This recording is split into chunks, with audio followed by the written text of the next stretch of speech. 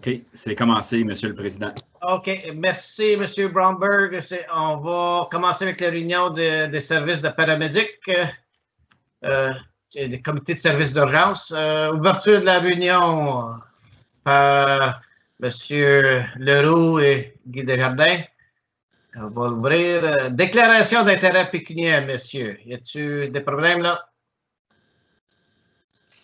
Non, non de vue. OK, là, on va aller à l'adoption de l'ordre du jour. Y a-t-il des rajouts à l'ordre du jour?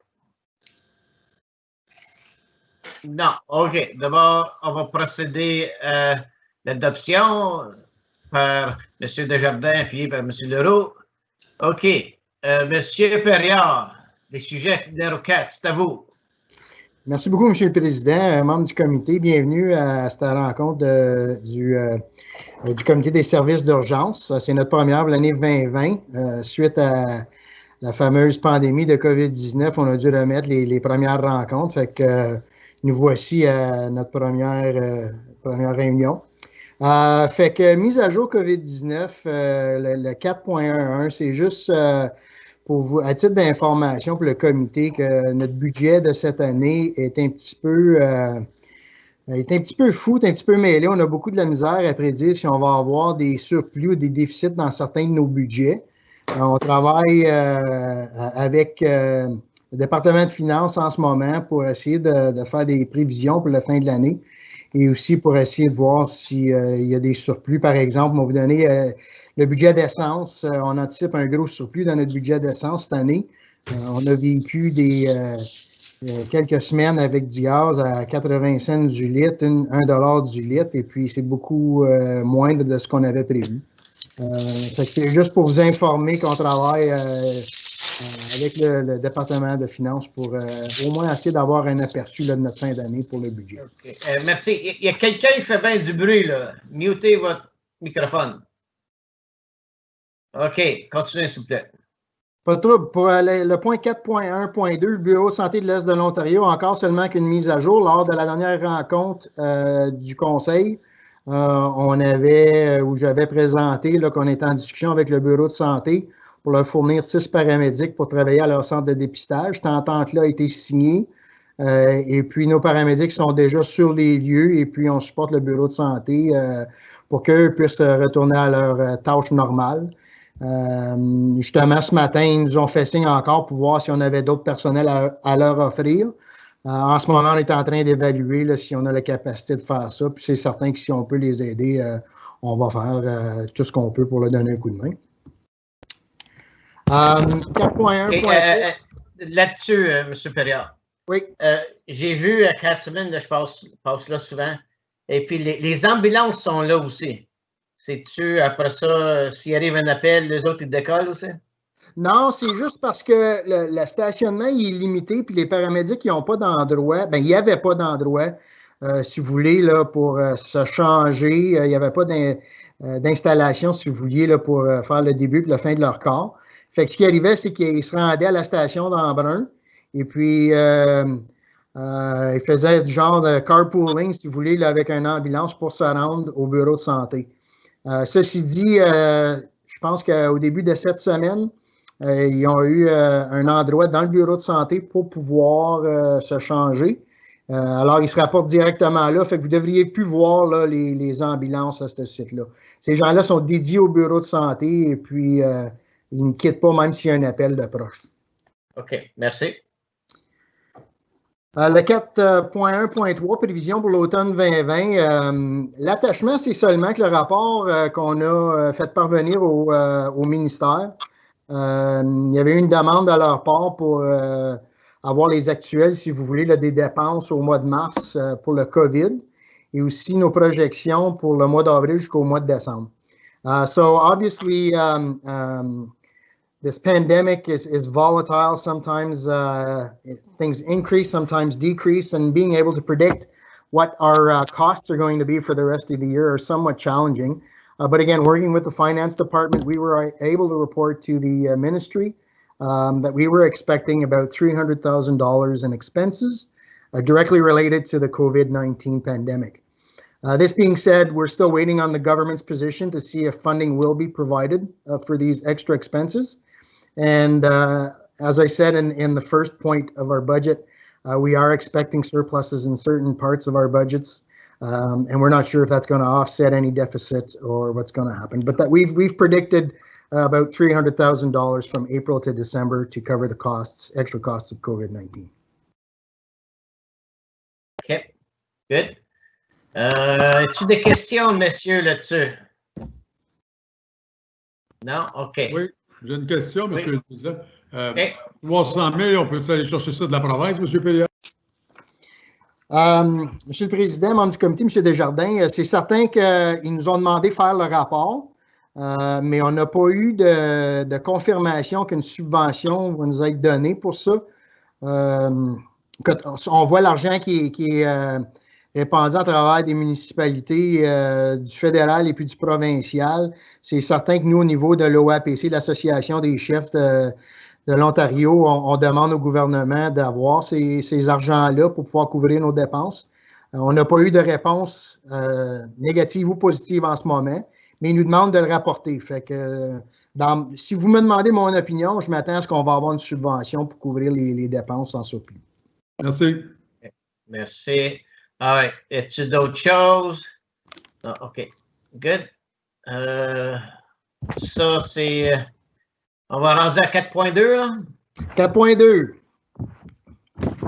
Fait que vous avez en attachement, Monsieur le Président, membre du comité, le rapport pour les temps de réponse pour l'année 2019.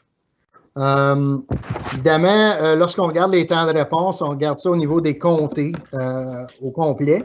Mais depuis l'année passée, on rapporte aussi les temps de réponse dans chaque municipalité. Je crois que c'est bien important qu'on soit transparent pour que les gens sachent qu'est-ce que ça a de l'air dans leur communauté et pourquoi les chiffres ont de l'air de ce qu'ils ont de l'air. Fait qu'évidemment, si on regarde la première colonne pour l'année 2019, on regarde le UCPI Achieved. Et puis, on est quand même assez proche de nos pourcentages pour l'année passée. Pour le restant des municipalités, si on y va municipalité par municipalité, vous allez voir qu'il y en a évidemment qui sont mieux, ils ont des temps de réponse qui sont plus, si vous voulez, favorables comparativement à d'autres. Et puis à chaque année, c'est toujours les mêmes municipalités, si vous voulez, qui sont, les temps de réponse sont mieux que d'autres. Il y a deux raisons. Si on utilise, on va utiliser l'exemple de Hawkesbury. On voit qu'Hawkesbury, c'est toujours en vert. Et puis, on me demande souvent pourquoi. Puis, la grosse raison pour Hawkesbury, c'est le fait qu'il y a l'hôpital.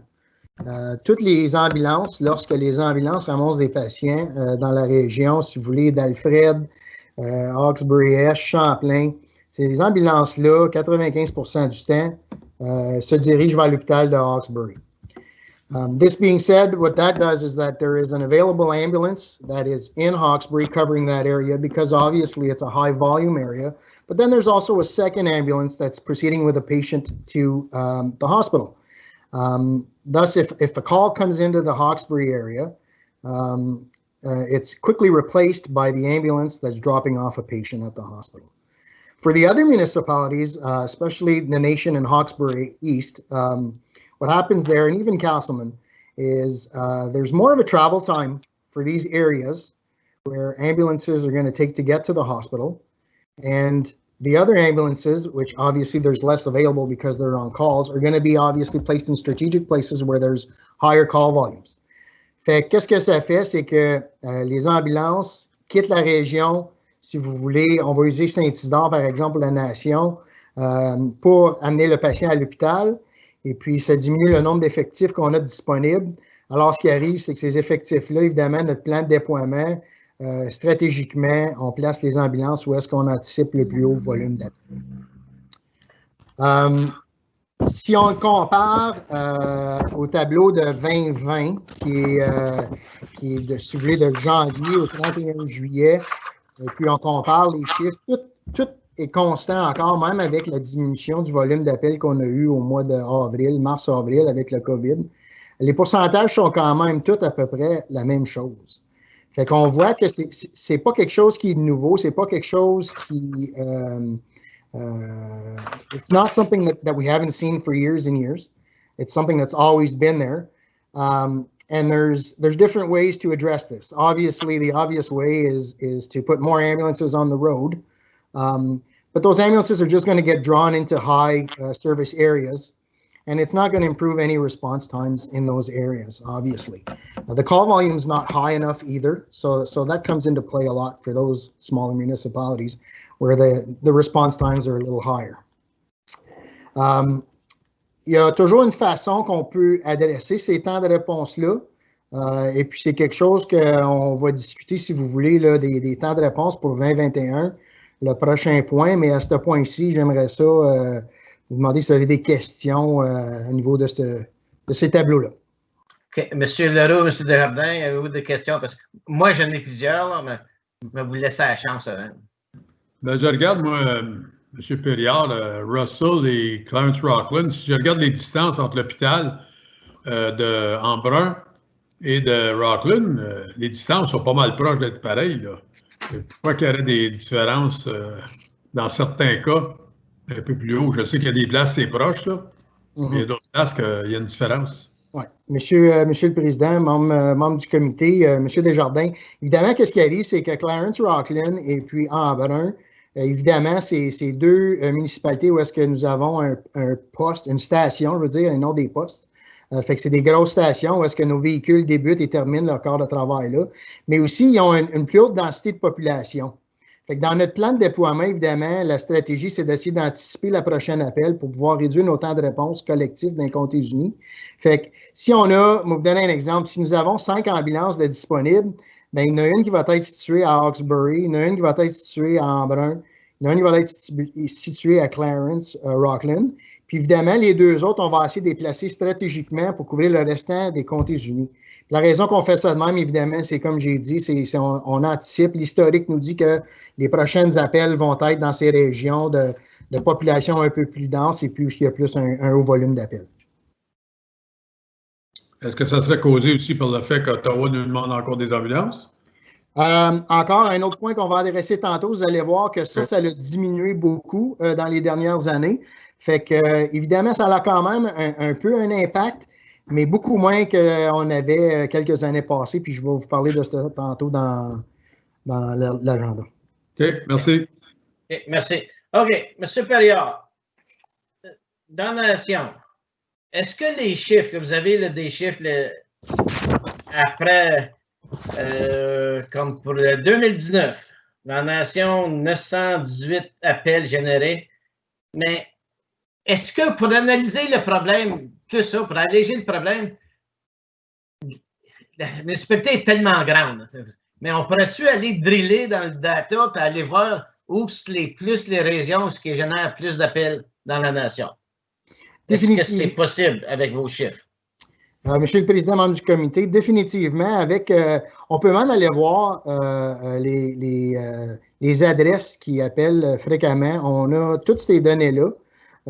Et puis, c'est certain qu'il y a des régions qui sont plus occupées que d'autres. Mais si on les compare avec le restant des comtés unis, lorsqu'on prépare notre plan de déploiement, le volume est quand même pas assez haut pour dire qu'on va mettre une ambulance. Je vais vous donner, par exemple, à Saint-Isidore, si on aurait 3 ambulances de disponibles, le volume d'appel n'est pas assez haut à Saint-Isidore pour dire qu'on mettrait une ambulance là au lieu de la mettre dans le village d'Embrun, puisque le village d'Embrun, le volume d'appel est beaucoup plus haut et puis la probabilité d'avoir un appel va être là. La seule chose que ça ferait, c'est que l'appel rentrerait plus souvent que d'autres à Embrun et ça garderait le rouge à la nation puis ça créerait du rouge dans une autre municipalité. Et puis, en fait, pour un temps de réponse global, si tu veux, si vous voulez, pour les comtés, ça n'aiderait pas le temps de réponse, si vous voulez, pour tous les comtés unis. OK, good. Tout à l'heure, tu parlais à cause de l'hôpital. Mais l'hôpital ne génère pas des appels d'ambulance. À l'hôpital, oui, ils vont en générer. Pas tant que ça, mais ils en génèrent. Moi, ce que je voulais dire, M. le Président, c'est que, je vais vous donner un exemple. Il y a quelqu'un qui appelle pour l'ambulance à Hawkesbury.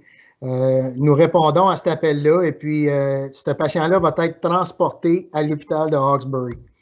But seeing as they received a call, and that is a high volume area, we will pull our deployment plan changes and our vehicles move around to cover the high volume areas.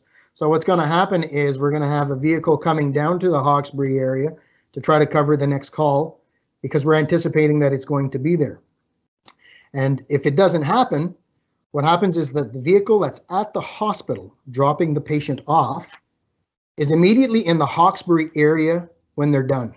So they're already covering a high density area. So that's the big thing right there is even if anybody else that travels to the Ottawa area or even Winchester or Alexandria, when they're done the call, they're not covering any area. Whereas in this case, because the hospital is located in Hawkesbury, you have a resource that's readily available right there and it's in a hot zone area. OK, merci. Bon, prochaine question de bord. Hawkesbury, Nation. Nation a un peu plus de population que Hawkesbury. Peut-être 2 à 3 000 personnes de plus.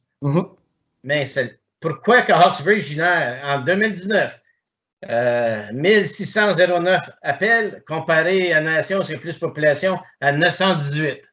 C'est leur double d'appels. Je ne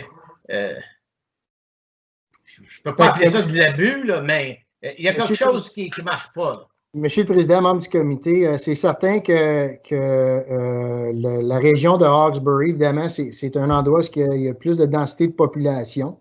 Et puis, il y a beaucoup de facteurs socio-économiques qui viennent en jeu aussi. Et puis ça, c'est un des facteurs qui fait qu'évidemment, il y a plus d'appels dans la région de Hawkesbury. Il y a un hôpital dans la région. Fait qu'il y a beaucoup de gens qui aiment vivre dans un endroit où est-ce qu'ils sont proches d'un hôpital. Fait que c'est des gens qui ont déjà si vous voulez, des déterminants médicaux, des facteurs médicaux qui fait qu'ils vont avoir besoin d'aller à l'hôpital. Fait que qu'est-ce qui arrive, c'est qu'ils déménagent plus proche de l'hôpital pour être obligés d'avoir moins de distance à voyager pour se rendre là. Fait que évidemment, c'est sûr que ça aide le volume d'appels, si vous voulez, qu'il y a à Hawkesbury comparativement dans le rural comme la Nation. En tout cas, c'est quand que ces chiffres-là vont aller publics bientôt. Là. Puis, si moi j'amène ça à mon conseil, là, ça va être dur de justifier ça. Là. En tout cas, et puis, là, on parle, c'est pas depuis 2019. Tu vois, 2018, les années avant, là, c'était tout le temps pareil. C'est quand qu'on va voir que le service amélioré de différentes régions. Monsieur le Président, membre du comité, évidemment, comme solution, il y a plusieurs solutions. Il y a des solutions qui coûtent très cher, il y a des solutions qui sont un peu plus faciles. Et puis, je pense que si on prend l'opportunité de réviser la façon qu'on évalue nos temps de réponse dans Prescott-Russell, c'est une façon extrêmement facile. Et puis, si vous voulez, it's a cost-effective way to show the people that even though that you're seeing a lot of red right now, they're still being served very well within Prescott-Russell. And the response times and the percentages that are there are set by council. And if we compare to other municipalities, our standards are extremely, extremely high. And obviously, I'll have a few recommendations and suggestions for that. Okay. Merci. OK. Y a-t-il d'autres choses, monsieur? Oui, monsieur Parisien. Oui, monsieur le Président, je pense que c'est ça que monsieur Perriard essayait d'expliquer. C'est que parce qu'il y a un hôpital à Hawkesbury, des gens qui sont un peu plus malades vont aller vivre dans cette région-là. Donc, il est possible que les appels sont augmentés en raison de ça. Les gens qui ne sont pas à proximité d'un hôpital sont peut-être pas dans la même situation. OK. Ben, la manière que je vois, s'ils vont prendre l'ambulance quand même, mais pourquoi qu'ils ne resteraient pas chez eux quand même? Pourquoi déménager à Hawkesbury s'ils vont prendre l'ambulance? Anyway, peut-être que ça ne fait pas de bon sens, là, mais juste pour vous indiquer que je ne suis pas tellement content de voir ces chiffres-là. Merci.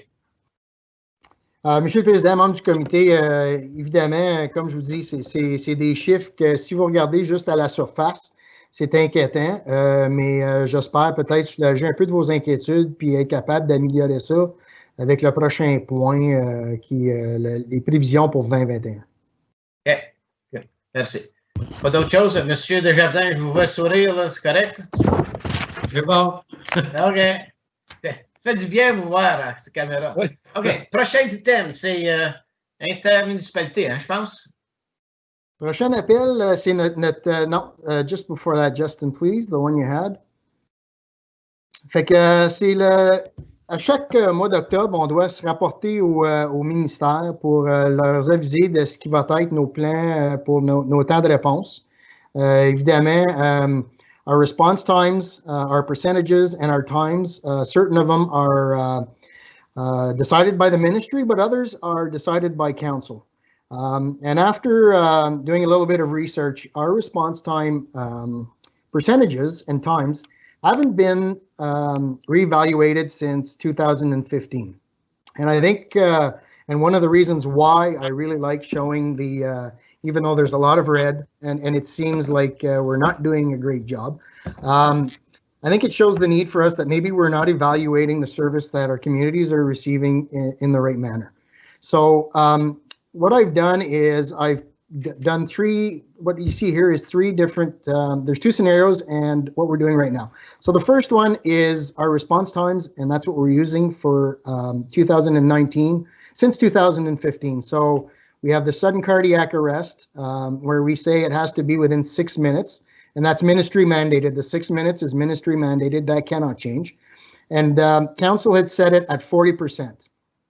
As you can see for 2020, we were at 45% collectively within the United Counties. For the CTAS 1, and again, those are immediately life-threatening. So the first one, sorry, sudden cardiac arrests, obviously those are people that need CPR, their heart is not functioning, and they need to be defibrillated or obviously resuscitated. CTAS 1 are immediately life-threatening. So these are people that are just about to go into cardiac arrest. The response time for those are also set by the ministry and can't be changed at 8 minutes. And council had set it at 48%. And if we look at 2020 till the end of July, we're at 56% and we're doing well there.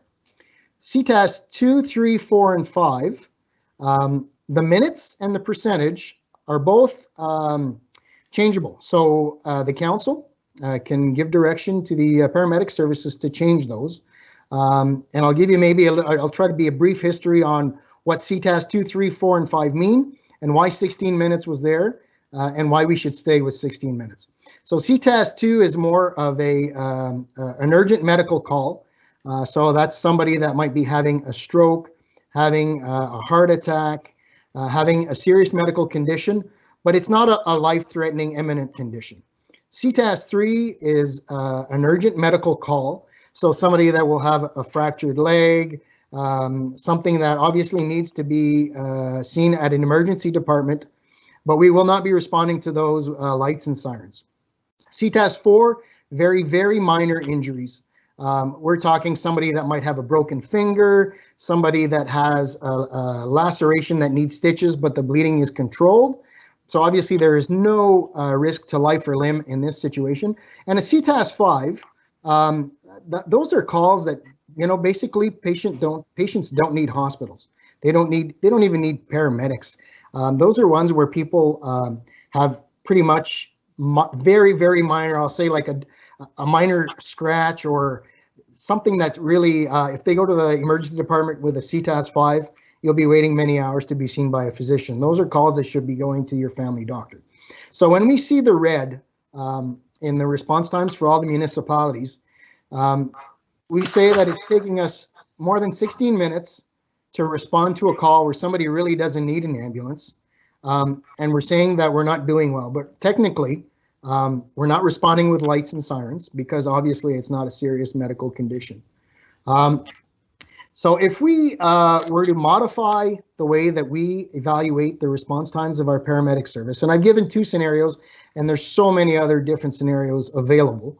But if we look at scenario 1, where we would increase the response times of the CTAS 2, 3, 4, and 5 to 18 minutes. Keep the 2, 3, 4 at 90% target and decrease the CTAS 5 to 75%. You could see what the numbers would look like right there for the counties for 2020. So obviously it would look a lot better.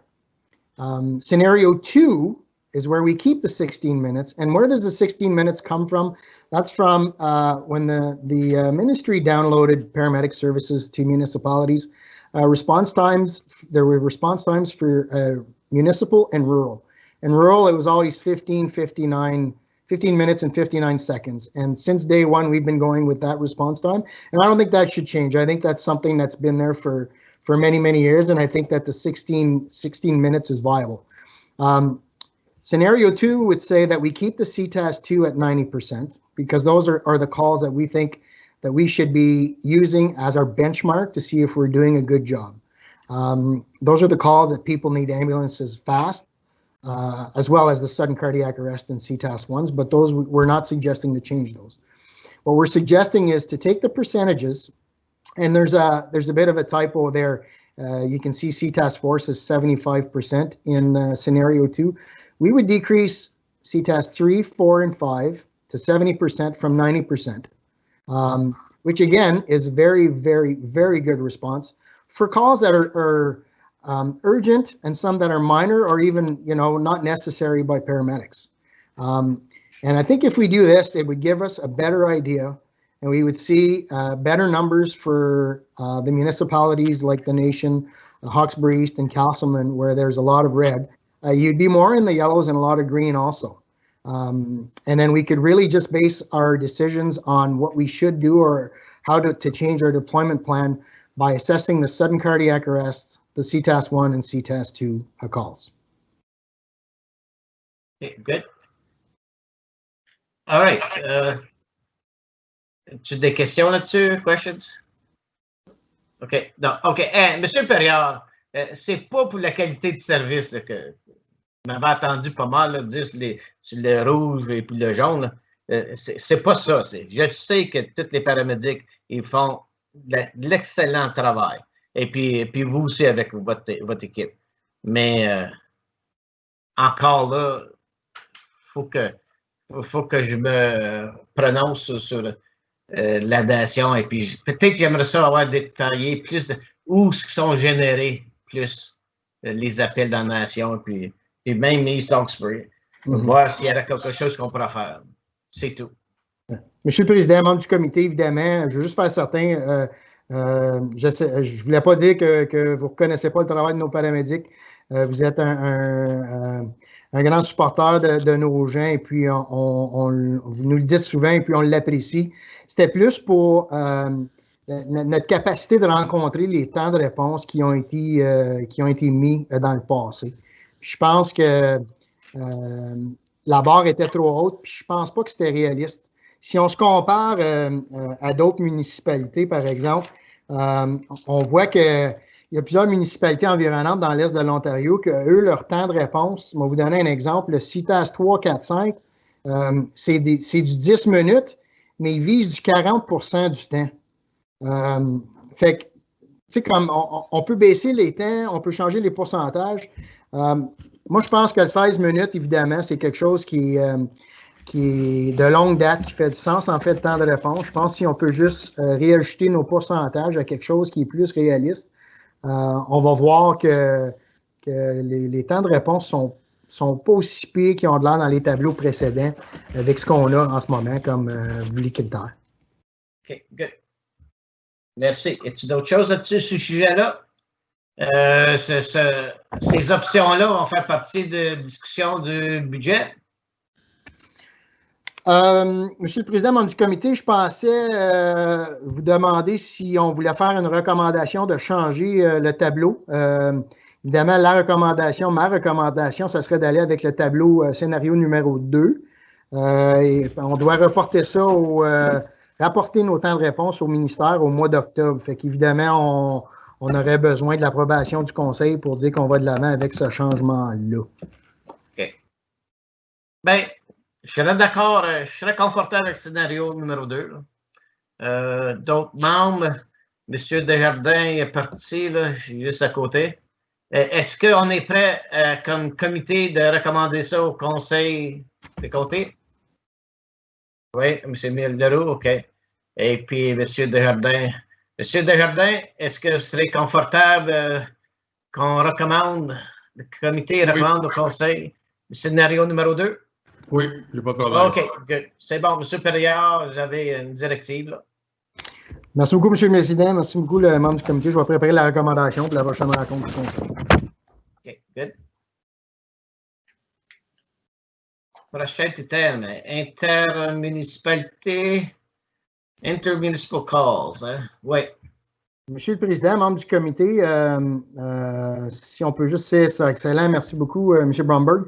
J'ai fait l'analyse au mois d'août pour un comparatif depuis 2017 du pourcentage d'appels qu'on faisait dans d'autres municipalités. Évidemment, on parle de municipalité d'Ottawa et on parle aussi de Cornwall SDNG. Obviously, 2017, you can see from the statistics there, we were doing 9% of the calls that the paramedic service were doing were outside of our municipality. 2018, that decreased to 7%. 2019 went down to 6.3%, and we broke 2019 in two. So the first part, from January to June, was 6.8%. And then what happened in June is we got direction from council to go ahead with turning our radios off and being unavailable once we were in other municipalities. That decreased for the end of that year down to 5.7%, the amount of calls that we're doing out of the municipality. 2020 so far, as you can see, that's gone even further down to 3.2%. Fait que, un peu pour répondre à la question de M. Desjardins tantôt, on a quand même, il y a quand même un impact au volume d'appels qu'on fait en dehors de la municipalité. Mais évidemment, on pouvait voir qu'il y a une amélioration, puis ça, c'est grâce au support du conseil qui nous a donné la directive, là, si vous voulez, d'aller de l'avant avec des mesures pour essayer de changer ça. Depuis ce temps-là aussi, on travaille avec le ministère et puis les centres de répartition pour diminuer le genre d'appels dont nous allons répondre dans les autres municipalités. Ce travail-là, il continue. On n'a pas finalisé ces critères-là, mais une fois qu'on vient à bout de finaliser cette entente-là, je suis confiant que le 3,2% que vous voyez là, pour 2020, là, on devrait être capable de diminuer ça au moins de la moitié. Fait que je suis quand même assez confiant qu'on s'en va dans la bonne direction.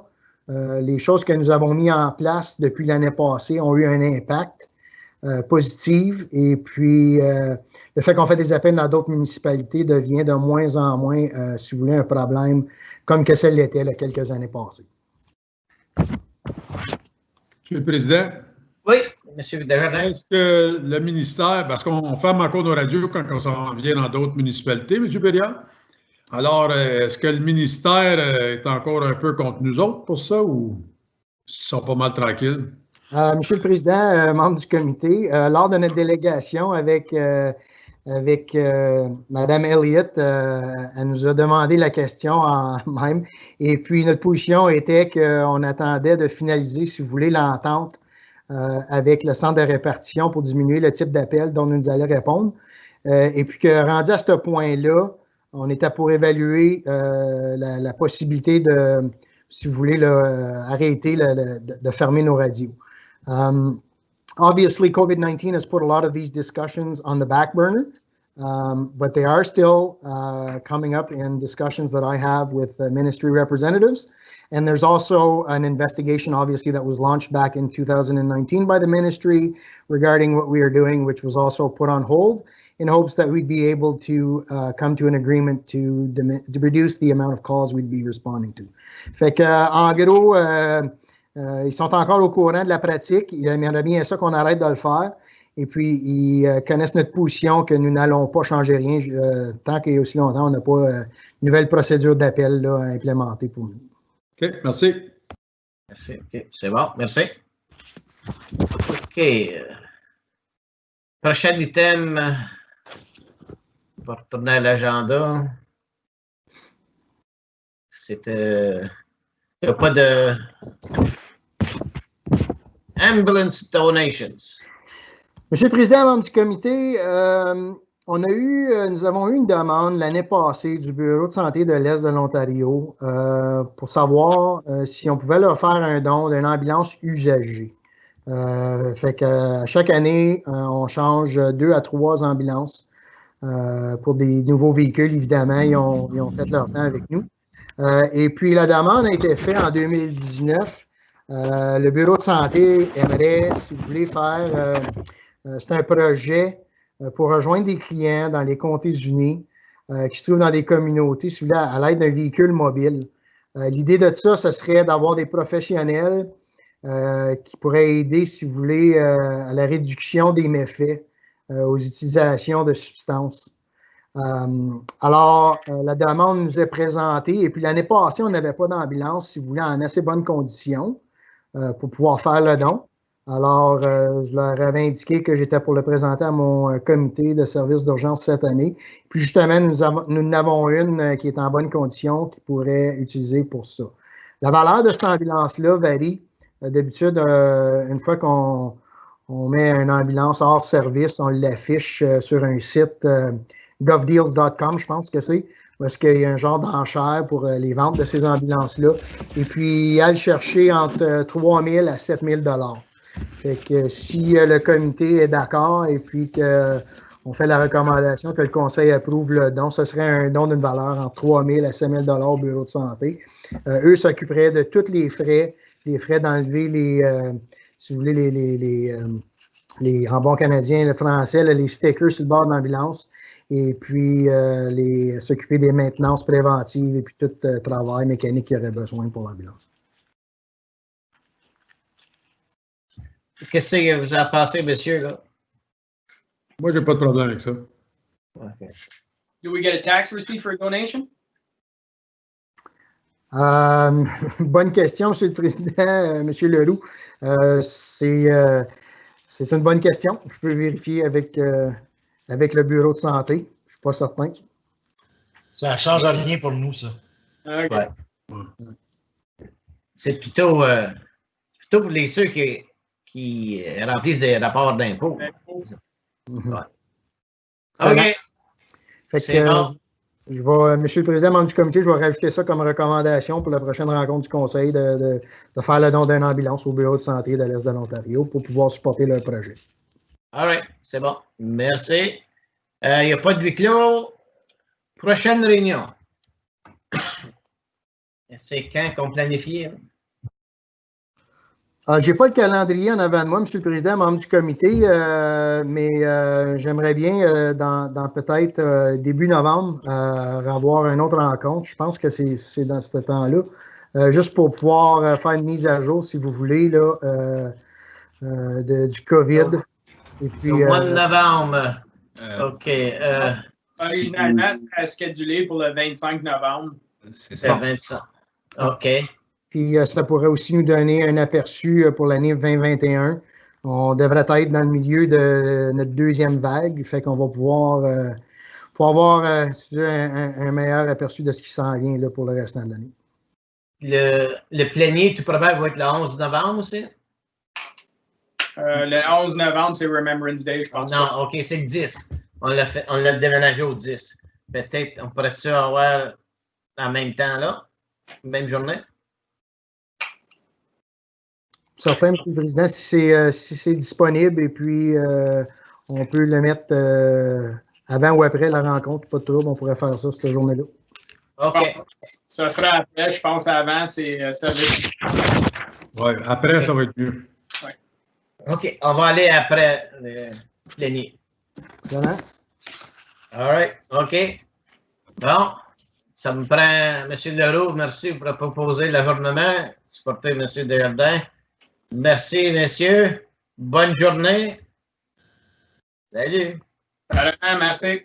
Bye-bye.